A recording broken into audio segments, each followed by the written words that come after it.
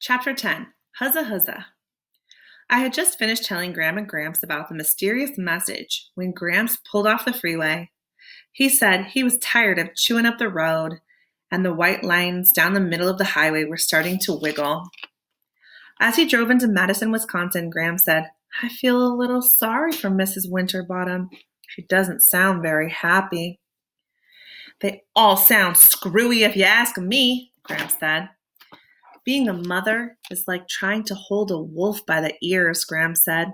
"If you have 3 or 4 or more chickabiddies, you're dancing on a hot griddle all the time. You don't have to think about anything. You don't have time to think about anything else.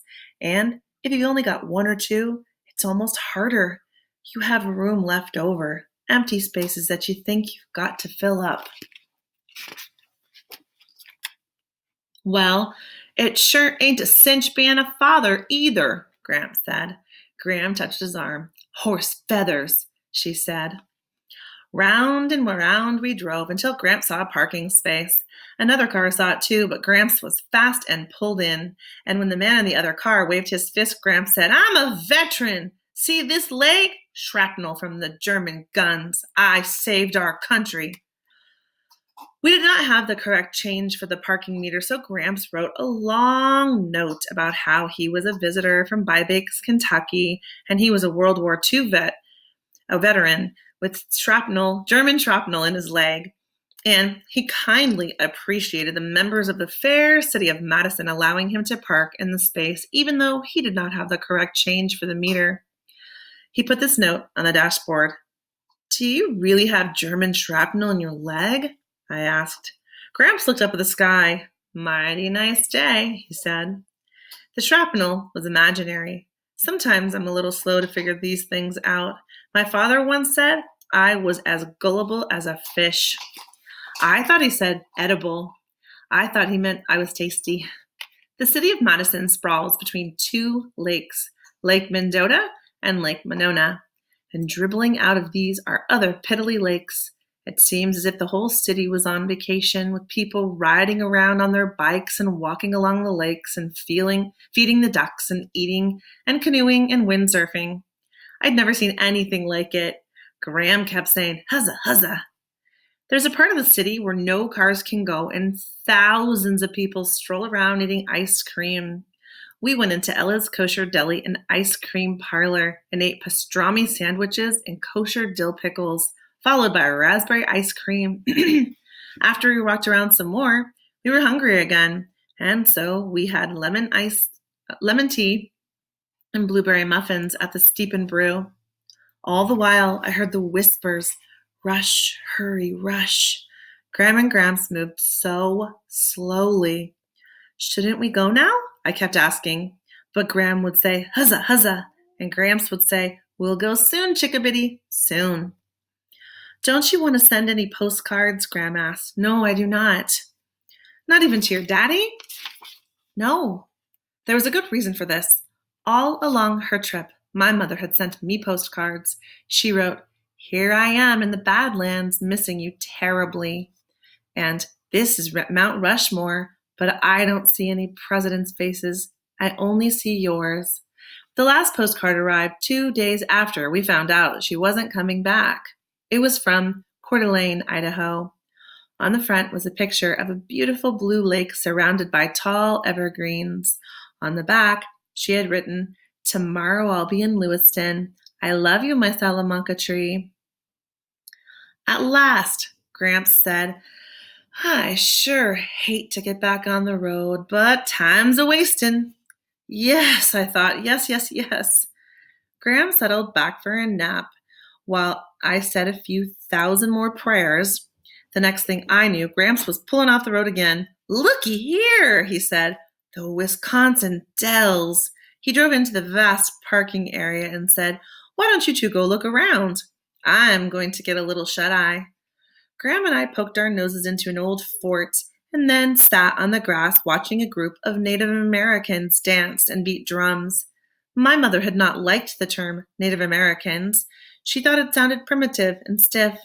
She said my great-grandmother was a Seneca Indian, and I'm proud of it. She was not a She was not a Seneca Native American. Indian sounds much more brave and elegant. In school, our teacher told us we had to say Native American, but I agreed with my mother. Indian sounded much better. My mother and I liked this Indianness in our background. She said it made us appreciate the gifts of nature. It made us closer to the land. I lay back and closed my eyes, listening to the drums beat rush, rush, rush, and the dancers chant hurry, hurry, hurry. Someone was jingling bells too, and for a moment I thought of Christmas and sleigh bells. When I opened my eyes again, Graham was gone. I glanced around, trying to remember where we had parked the car. I looked through the crowd, back at the trees, over the concession stand. They're gone, I thought. They've left me. I pushed through the people. The crowd was clapping, the drums were beating, and I was all turned around and could not remember which way we had come. There were 3 signs indicating different parking areas. The drums thundered, and I pushed further into the crowd of people who were now clapping louder in time with the drums. The Indians had formed 2 circles, one inside the other, and were hopping up and down. The men danced in the outer circle and wore feather headdresses and short leather aprons. On their feet were moccasins, and I thought again about Phoebe's message, don't judge a man until you've walked 2 moons in his moccasins. Inside the circle of men, the women in long dresses and ropes of beads had joined arms and were dancing around one older woman who was wearing a regular cotton dress. On her head was an enormous headdress which had slipped down over her forehead. I looked closer. The woman in the center was hopping up and down. On her feet were flat white shoes. In the space between drum beats, I heard her say, "Huzza, huzza."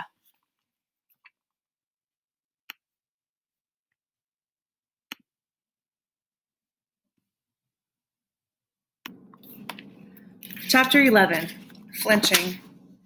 Early the next morning, we left Wisconsin and drove on, eating up the road through the lower rim of Minnesota. The land here was hilly and green, forest tucked in close beside the road. The air smelled of pine. At last, Gramps said, some scenery. I love a place that has scenery, don't you, Chickabiddy? I had not said anything about what had happened the day before, about being scared down to my very bones when I thought they had left me. I don't know what came over me. Ever since my mother left us that April day, I suspected that everyone was going to leave one by one. I was glad to be able to go on with Phoebe's story, because when I was talking about Phoebe, I wasn't thinking about much else. Did Phoebe get any more messages? Graham asked. She did. The following Saturday, Phoebe and I were going to Mary Lou's again. As we left Phoebe's house, there on the front steps was another white envelope with a blue sheet of paper inside. The message was, everyone has his own agenda. Phoebe and I looked up and down the street. There was no sign of the message leaver. Mary Lou thought the messages, this one and the other one, were intriguing. How exciting, she said. I wish someone would leave me messages. Phoebe thought the messages were spooky. It was not the words that bothered her. Nothing too frightening there. It was the idea that someone was sneaking around and leaving them on her porch. She worried that someone was watching their house, waiting for the right moment to leave their message. Phoebe was a champion worrier. We tried to figure out what the message meant. Okay, Phoebe said, an agenda is a list of things to be discussed at a meeting. So maybe it's for your dad, I suggested. Does he go to meetings? Well, I guess, said Phoebe. He's ever so busy all day long. Maybe it's from his boss, Mary Lou said. Maybe your father hasn't been conducting his meetings very well. My father is very organized, Phoebe said. What about the other message? Mary Lou said. Don't judge a man until you've walked 2 moons in his moccasins. I know what that means, I said.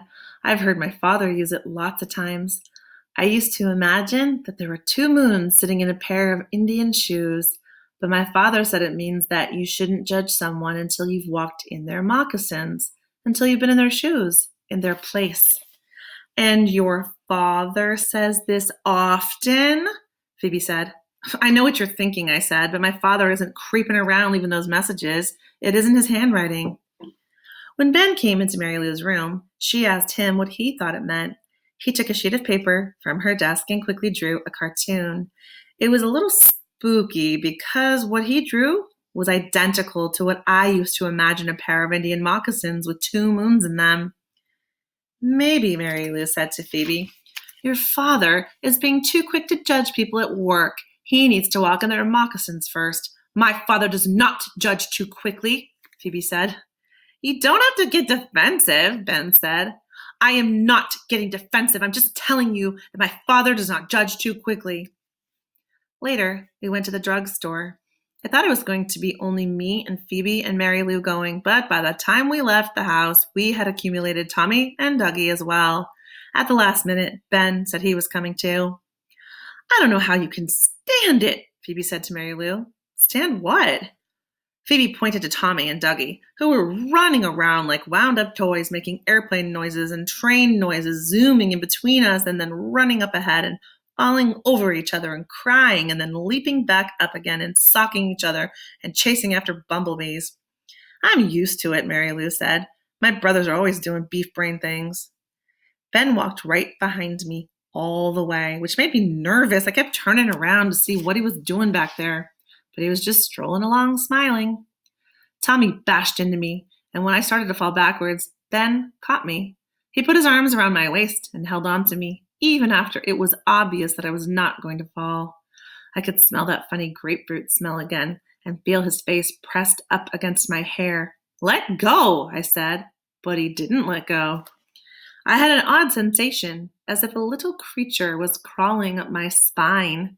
It wasn't a horrible sensation, more light and tickly. I thought maybe he dropped something down my shirt. Let go, I said, and finally he did. It was at the drugstore that I got a little scared. Maybe I had been listening to Phoebe's tales of lunatics and axe murderers too much. Phoebe and I were looking at the magazines when I felt as if someone was watching us. I looked over to where Ben was standing, but he and Mary Lou were busy rummaging around in the chocolate bars. The feeling did not go away. I turned the other way around, and there, on the far side of the store, was the nervous young man who had come to Phoebe's house. He was at the cash register paying for something, but he was staring at us while he was handing his money to the clerk. I nudged Phoebe. Oh no, she said, the lunatic! Phoebe hustled over to Ben and Mary Lou. Look, quick, it's the lunatic! Where? At the cash register. There's nobody there, Mary Lou said. Honest, he was there, Phoebe said. I swear he was. Ask Sal. He was there, I said. Later, when we had left Mary Lou and were on our way to Phoebe's house, we heard someone running up behind us. Phoebe thought we were doomed. If we get our heads bashed in and that lunatic leaves us here on the sidewalk, she said. I felt a hand on my shoulder and I opened my mouth to scream, but nothing came out. My brain was saying, scream, scream, but my voice was completely shut off.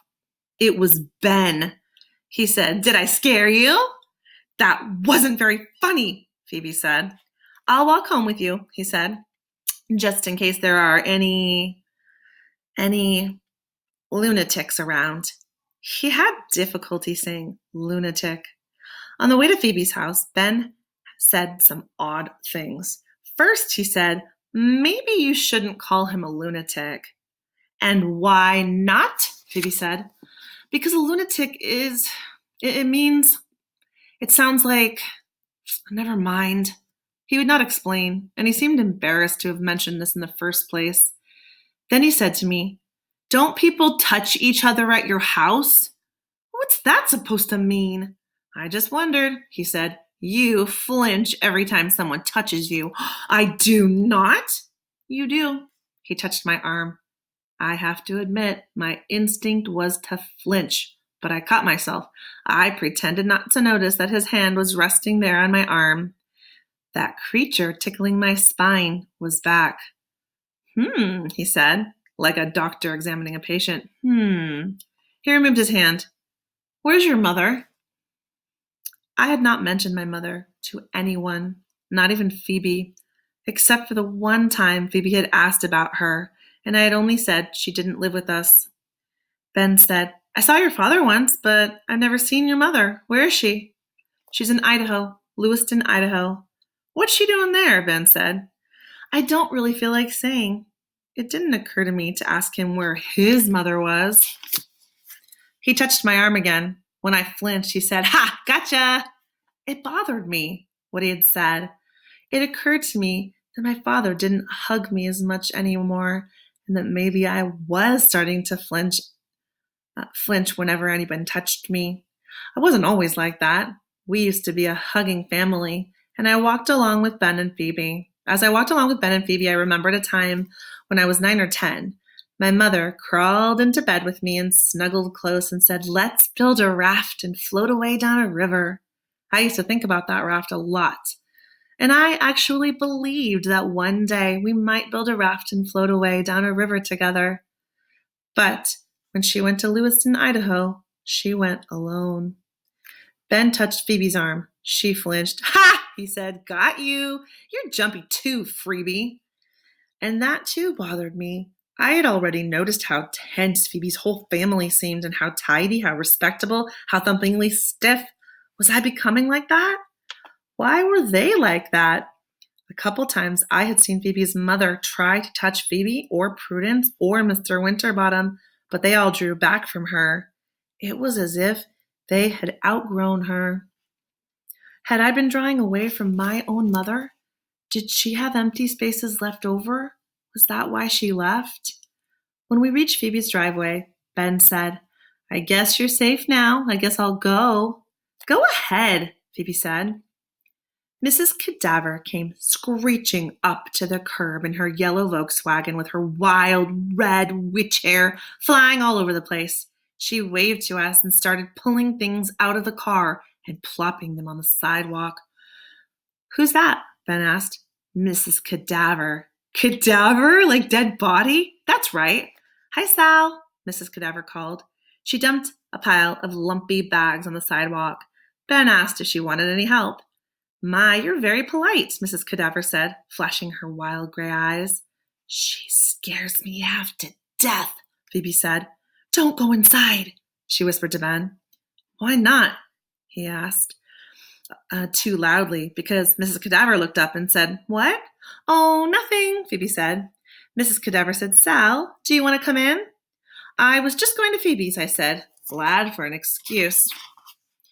Phoebe's mother came to her front door. Phoebe, what are you doing? Are you coming in? We left Ben. As we were going in Phoebe's house, we saw Ben lift something off the sidewalk. It was a shiny new axe.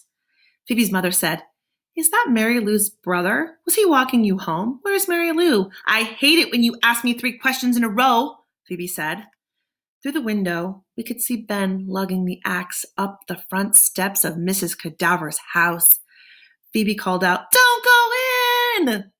But when Mrs. Cadaver held the front door open, Ben disappeared inside. Phoebe, what are you doing? Her mother asked. Then Phoebe pulled the envelope out of her pocket, the envelope containing the newest message. I found this outside, Phoebe said. Mrs. Winterbottom opened the envelope carefully, as if it might contain a miniature bomb. Oh, sweetie, she said. Who's it from? Who's it for? What does it mean? Phoebe explained what an agenda was. I know what an agenda is, Phoebe. I don't like this at all. I want to know who is sending these. I waited for Phoebe to tell her about seeing the nervous young man at the drugstore, but Phoebe didn't mention it. A little later, we saw Ben leave Mrs. Cadaver's house. He appeared to be all in one piece. That day, when I got home, my father was in the garage tinkering with the car. He was leaning over the engine, and I couldn't see his face at first. Dad, what do you think it means if someone touches someone else and the person being touched flinches? Do you think it means that the person being touched is getting too stiff? Dad turned slowly around. His eyes were red and puffy. I think he'd been crying. His hands and shirt were greasy, but when he hugged me, I didn't flinch. Okay, so I think we're actually going to have time to do this today. So I would really like it if you guys could all please go to Google Classroom, and you're going to open up so go to Language Arts, okay, and then you're going to go to Classwork, and you're going to scroll down to today's date, and then open up the Walk Two Moons characterization note. So it'll be the first one. And then you should be able to, depending on which class you're in, if you're in my first and second, we are going to be doing this together. If you are in my fifth period class, we're going to be doing this individually. So you're basically going to start to fill this out. And we're going to go ahead and go to Graham today. And I added this one yesterday. So what does the character say? And in this case, huzza huzza is her kind of like her theme, her anthem. It's what she says all the time. And you'll see this throughout the entire book. And what it means is she says it when she likes something or when she's happy. And I found that on page 34. Now, obviously, it's going to be said many, many times, but one of the times was on page 34. If you could also change your font to black, that would be super helpful because this is just her color. She's got the periwinkle color. And then you can include a direct quote and a page number. You don't need to say what it means, but it's good to do that. What does the character do? And there's not just one thing. There should be many things on each one. Now, if you're in my first period class, we're going to have lots and lots of quotes. If you're in my fifth period class, you're going to have less notes because you're doing it individually. So if you're in my fifth period, you just need to have at least one per character. Now, something that I did need to add on to this was, let's see, did I add Ben already? I think I did. So right now, I would like you to go ahead and start filling this out. And daily, this should be changing. You should be adding some things. So yesterday, we thought of Ben as one kind of person. Maybe today we think of him as a different. We learned a lot about Mrs. Cadaver today. She just went to the store, had lumpy bags, and now has a brand new axe. So anyway, go ahead and start working on this. And you're going to just make sure that the font is black, okay, as opposed to the color that's included here. All right, guys, if you need help, I will be here to help you. You just need to unmute. If you are in my fifth period class, you're going to go to the Padlet, and I will be on the Padlet because each of you will be in your own breakout room. All right, thanks, guys.